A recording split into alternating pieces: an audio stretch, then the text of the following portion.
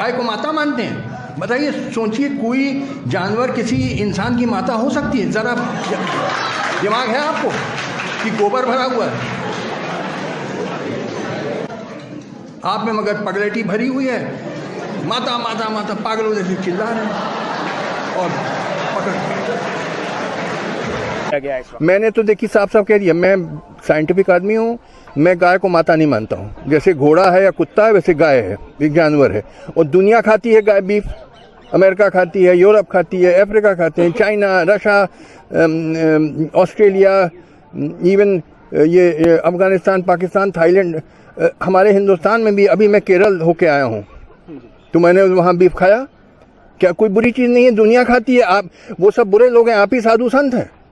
हद कर दी पागलपन की। वो कहते हैं कि साहब गाय माता है क्योंकि वो दूध देती है पीने को, तो भाई बकरी भी देती है दूध पीने को, भैंस भी देती है, वो ऊँट का भी पीते हैं लोग दूध, तिब्बत में याक का पीते हैं, वो सब देवी देवता हैं। पागलपन की बातें, बेवकूफ़ी की बातें। अब तुम गधे हो तो बने रहो गधा, मैं गधे का इलाज नहीं मेरे पास।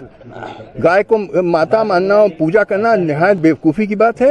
गाय एक जानवर है, जैसे घोड़ा और कुत्ता होता है वैसे, उससे ज़्यादा मैं नहीं मानता हूँ। बहुत से गैर मुसलमानों को ये गलत फहमी है कि उनके मज़हब में गोश्त खाना हराम है, और कई हिंदू समझते हैं कि उनके मज़हब में लिखा है कि गोश्त खाना हराम है। और आपने कहा कि हमारे धर्म में गोश्त खाना हराम है। भाई साहब, आपको आपके धर्म का इल्म कम है, इसीलिए मैं कहता हूं कि हिंदुइज्म जानने के लिए हिंदू की तरफ मत देखिए, हिंदू ग्रंथ का मुताला कीजिए। जब आप हिंदू ग्रंथ का मुताला करते हैं, लिखा है मनुस्मृति में चैप्टर नंबर 5 श्लोक नंबर 30 में, उसमें लिखा है कि ईश्वर ने कुछ जानवर बनाए खाने के लिए और कुछ जानवर को खा जाने के लिए।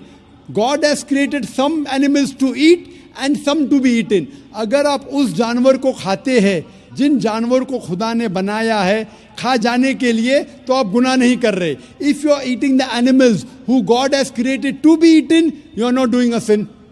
आगे जब पढ़ते लिखा है मनुस्मृति में चैप्टर नंबर 5 में, अध्याय नंबर 5 में, मंत्र नंबर 40 में, कि खुदा ने कुछ जानवर बनाए हैं कुर्बानी के लिए। अगर आप कुर्बानी में जानवर का कत्ल करते हैं तो आप गुनाह नहीं करते। आगे लिखा है मनुस्मृति में चैप्टर नंबर 5 मंत्र नंबर 41 में कि जानवर का कत्ल करना जो जानवर खाने के लिए बनाए गए हैं वो गुनाह नहीं है। इसी तरीके से कई जगह वेद में लिखा है कि ऋषि गोश्त खाते थे, जानवर को खाते थे। वक्त नहीं है डिटेल में बात करने का, लेकिन अगर आप महाभारत पढ़ेंगे अनुशासन पर्व चैप्टर नंबर 88, इसके अंदर युधिष्ठिर जो पांडव का एक भाई था, वो पूछता है भीष्म से कि हम यज्ञ में, पूजा में क्या खाना दे भगवान को, ईश्वर को, ताकि हमारे पुरखों को संतुष्ट मिले। तो भीष्म कहता है युधिष्ठिर से कि आप यज्ञ में अगर भाजी पाला देंगे तो हमारे बाप दादा 1 महीने के लिए खुश रहेंगे। अगर आप मच्छी देंगे 2 महीने के लिए, अगर आप खरगोश देंगे 3 महीने के लिए, अगर गोश्त देंगे तो 4 महीने के लिए, अगर आप बेकन देंगे तो 5 महीने के लिए, अगर परिंदे का गोश्त देंगे तो 6 महीने के लिए, अगर हिरन का गोश्त देंगे तो 7 महीने के लिए। पूरा मेन्यू है, माशाअल्लाह बड़ा मेन्यू है। उसके आगे लिखा है अगर आप गाय देंगे तो पूरे 1 साल के लिए हमारे बाप दादा संतुष्ट रहेंगे, और अगर गेंडा राइनोसरस देंगे तो 20 साल के लिए हमारे बाप दादा खुश रहेंगे। पूरा मेन्यू है। क्या चाहते हैं बोलो? मच्छी, खरगोश,